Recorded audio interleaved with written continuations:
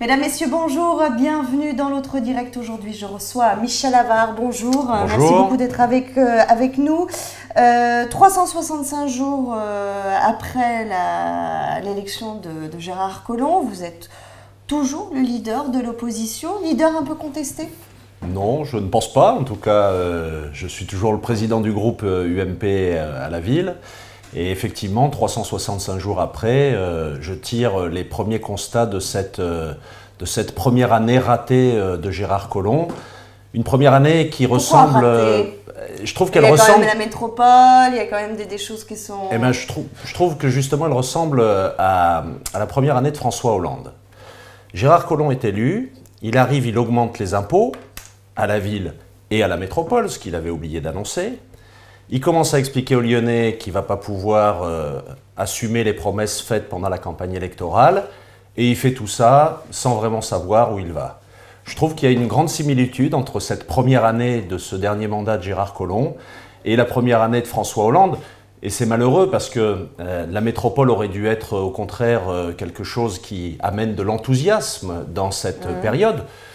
Mais Gérard Collomb a choisi de mettre en place cette métropole dans une version très politicienne, sans perspective, sans enjeu donné, sans enjeu partagé.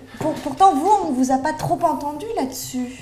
Mais parce que nous étions favorables à la métropole, nous avons toujours dit depuis 2010 que nous étions favorables à la construction d'une métropole. Simplement, pour construire une métropole, il ne s'agit pas simplement de l'inscrire dans un texte de loi ou d'en faire un acte administratif. Il faut qu'il y ait une vision politique. Et c'est cette vision politique qui manque. Aujourd'hui, nous n'avons aucune perspective sur ce que va être la métropole demain. Ce que nous savons, c'est que c'est plutôt une addition des deux anciennes collectivités, le Grand Lyon et le Conseil général pour la partie métropolitaine. Il n'y a pas de plan de mandat, il n'y a pas de plan d'investissement. Voilà, c'est plutôt très décevant. Et en plus, tout ça se fait dans une gouvernance franchement pas moderne, où Gérard Collomb n'a pas cherché à associer, au-delà de son camp, l'ensemble des groupes politiques, alors que ça pouvait être l'occasion, dans cette première période de la métropole, d'essayer d'avoir une vision partagée. Alors certes, tout à fait, c'est un constat que vous faites, mais à côté de ça, on ne sent pas une droite lyonnaise ferme, unie, et qu'on entend beaucoup. Vous, d'autres... Mais parce que commenter le silence, c'est toujours compliqué. Le principe d'un groupe d'opposition... Ça, vous l'avez déjà dit pendant la campagne. Ah bah, mais bon, il y a un moment donné, il faut quand même hausser le ton, c'est la voix, se faire Je l'ai entendre. dit, oui, mais il faut hausser le ton quand il y a des choses en face. Dans un rôle d'opposition... Ah ben oui, ça il a gagné, mais bon, sa victoire n'a pas été brillante. Hein. Entre nous, voilà, il a gagné, mais voilà. Non plus, mais j'allais dire, vous avez... Oui, c'est comme ça. C'était quand même pas gagné non plus. C'était la première tentative. Mais, oui, mais on peut revenir là-dessus. Qu'est-ce qui a fait que j'ai pas gagné le 5e arrondissement? C'est la présence du Front National au deuxième tour. Le Front National a aidé Gérard Collomb dans cette élection en étant présent au deuxième tour dans 6 arrondissements sur 8. Ça a pénalisé qui? Pas Gérard Collomb, ça l'a aidé. Ça a pénalisé la droite républicaine qui, pour le coup, en partie a perdu, dont le 5e arrondissement, dont l'actuel maire est un maire minoritaire puisqu'il n'a pas été élu avec 50% des voix. Mais tout ça, vous savez, c'est le passé. Moi, maintenant, je me tourne vers l'avenir et nous avons fait des propositions, nous faisons des propositions sur un certain nombre de sujets, sur la question de l'armement de la police municipale, par exemple. Là, on est en plein dedans, puisqu'ils sont en grève là-dessus. La police municipale va être armée. Oui, je pense que c'est une évolution nécessaire. Il ne faut pas le faire n'importe comment. Il ne s'agit pas d'armer toute la police municipale, mais il s'agit de commencer à travailler à ce sujet-là. Il s'est passé des événements tragiques en début d'année. On sent bien que la menace a un peu changé de nature. Et aujourd'hui, beaucoup de policiers municipaux sont inquiets pour leur sécurité. Et si l'on veut mieux les protéger, si on veut leur permettre de mieux nous protéger, il faut franchir ce cap de l'armement. L'État a permis en tout cas de faciliter ça en participant au financement des armes et des gilets pare-balles. Je trouve dommage que pour des raisons idéologiques, la mairie socialiste de Lyon ne franchisse pas ce cap, alors que beaucoup de villes de toutes couleurs politiques ont franchi ce cap. Mais je suis convaincu que ça finira par venir. Ah oui, vous pensez oui, parce que Gérard Collomb va se sentir, j'allais dire, obligé. Je sais pas, en tout cas, je pense que le débat devra être posé.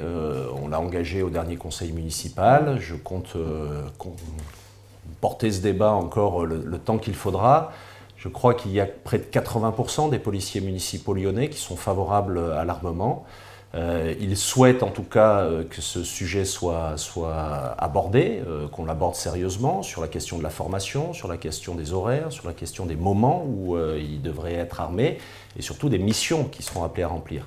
Vous savez, je l'avais dit pendant la campagne municipale, ma priorité aurait été d'affecter la police municipale à la sécurisation de l'espace public et à la sécurité des Lyonnais. Ce n'est pas le choix qui a été fait par la mairie socialiste. Je regrette et j'espère que par nos interventions et par une voix forte que nous porterons, eh bien, nous ferons évoluer la majorité socialiste sur ce sujet. Autre dossier sur lequel d'ailleurs Lyon Capital est revenu, c'est Gerland. L'OL va partir de Gerland pour aller au Grand Stade.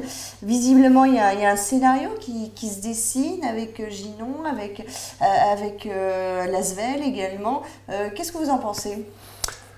D'abord, ça montre l'absence d'anticipation qu'a Gérard Collomb de tout ça. Enfin, je veux dire, on sait maintenant depuis un certain nombre d'années que l'OL va partir. Et ce que je constate, c'est qu'il n'y a aucun travaux, et en tout cas aucun travaux public qui n'a été engagé. Alors peut-être que les choses se font en catimini, comme souvent avec Gérard Collomb, mais en tout cas, ce n'est pas placé dans le débat public. Je l'ai dit à l'occasion de cette conférence de presse sur les 1 an. Aujourd'hui, Gerland, le projet qu'il y a de créer un grand pôle sportif et événementiel pose une question. D'abord, la question de l'équilibre économique du futur Stade des Lumières, puisque le futur Stade des Lumières prévoit aussi de l'événementiel dans son domaine, en tout cas sur son secteur. Et puis, pose la question de la halle Tony Garnier, puisque si on implante un espace d'événementiel musical ou autre à Gerland, quid de la halle Tony Garnier à quelques mètres. Donc il y a un vrai débat, un vrai sujet. Je sais qu'en tout cas un certain nombre d'acteurs de la ville l'ont, mais ça mériterait d'être à un moment donné posé sur la place publique de façon à ce que les avis puissent s'échanger et puis qu'à un moment donné une décision soit prise et qu'elle soit prise le plus rapidement possible, puisque le départ de l'OL va conduire à ce que Gerland soit vide. Gerland vide, il va falloir l'entretenir. C'est un coût d'entretien qui ne sera plus financé par l'Olympique lyonnais et qui sera donc à la charge des contribuables lyonnais. Donc en plus d'augmenter leurs impôts, indirectement, on va augmenter leurs charges à travers typiquement ce type d'équipement. Moi, je l'ai dit dans une interview à Lyon Capital il y a quelques années déjà. Je pense qu'on devrait travailler à un grand pôle sportif et universitaire autour de Gerland. Gerland a été classé au plan campus, ça a été le premier plan campus des quais jusqu'à l'hôpital Lyon-Sud.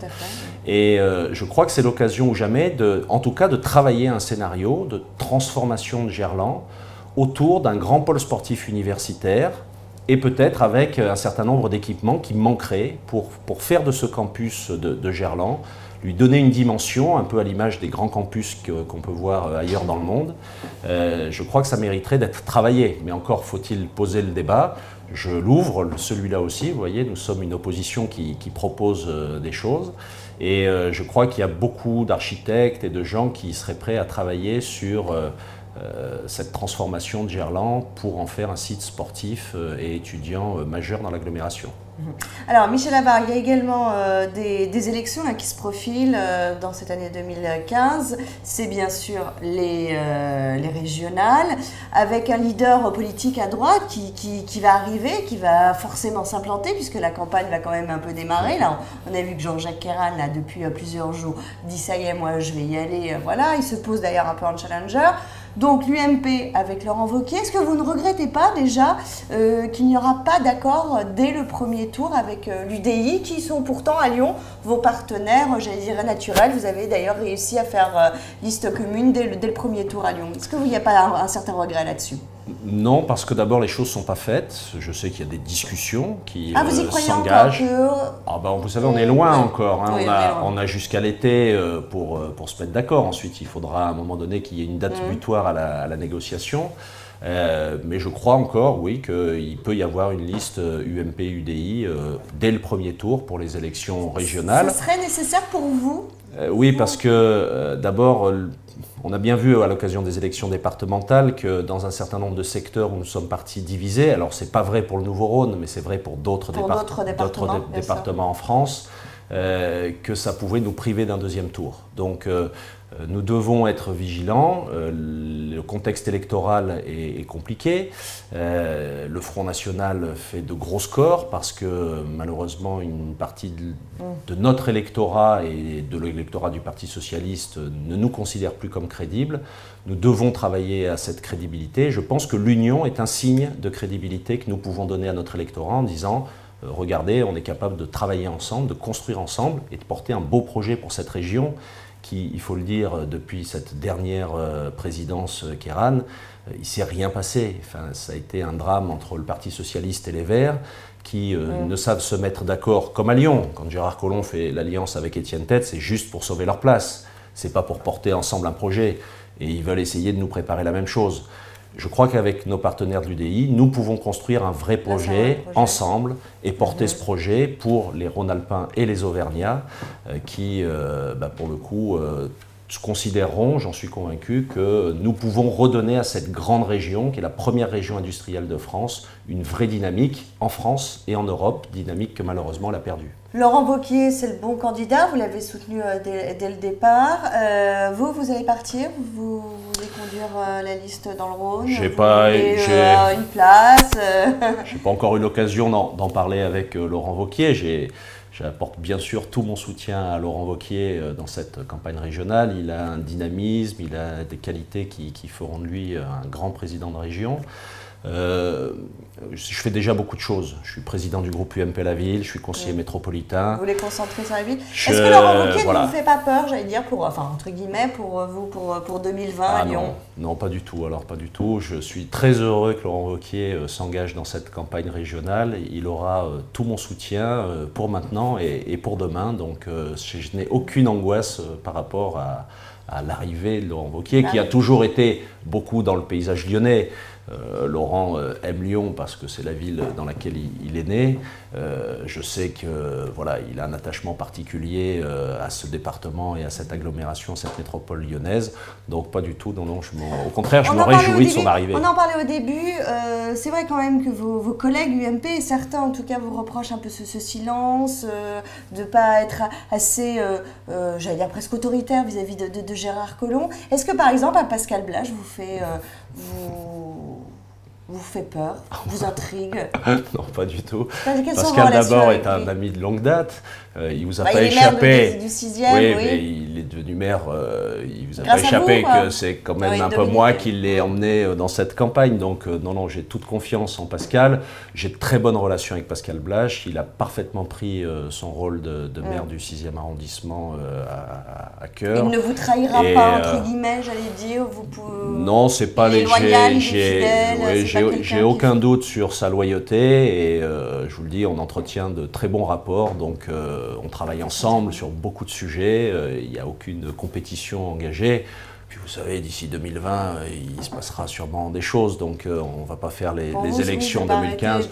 Non, j'ai pas d'angoisse et vraiment je me réjouis d'avoir permis à Pascal, qui est issu de la société civile, de pouvoir venir en politique et de prendre des responsabilités. C'est formidable.